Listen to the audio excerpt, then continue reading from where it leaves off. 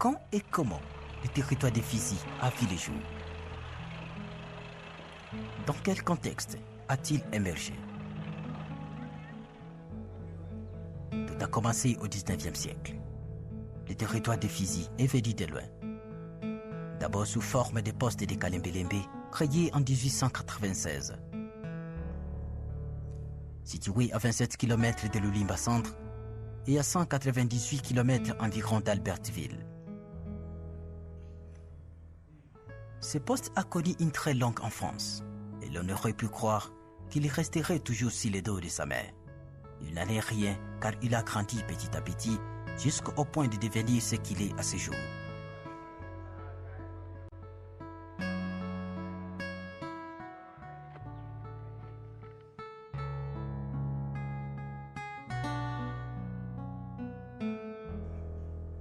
Conformément au décret du 15 avril 1926, préconisa la désignation des territoires du Congo belge par les dons des ethnies respectives qui les habitent. Les postes de Kalembe-Lembe étaient devenus les territoires de Babembe par le décret du 21 octobre 1926, sous la conduite du premier administrateur territorial, M. Beur, avec comme chef-lieu Kalembe-Lembe.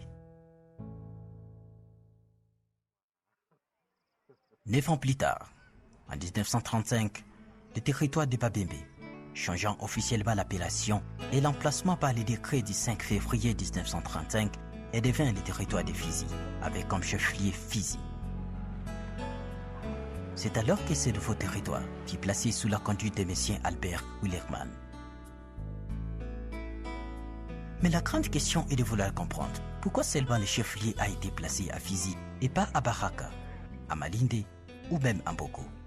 Quand il s'agit de l'histoire, il peut y avoir des versions différentes. Si aujourd'hui le chef-lieu depuis 1935 est à Fizi Centre, les motifs qui avaient présidé à ce déplacement du chef-lieu de Kalembe-Lembe pour Fizi Centre, c'est entre autres la recherche d'une centralité. Il fallait rapprocher le chef-lieu du centre du territoire pour permettre à ce que les gens qui viennent de différents coins puissent accéder facilement. C'est dans cette hypothèse-là qu'il y avait 3 possibilités. Ils avaient envisagé de mettre le chef-lieu soit à Baraka, soit à Malinde, soit à Fizi Centre. Sur les critères de centralité, ça viendrait vers Malinde ou même Baraka. Mais vous savez que les chefs-lieux du territoire à l'époque coloniale, au chef-lieu, il y avait aussi des infrastructures, notamment un hôpital du territoire, des écoles,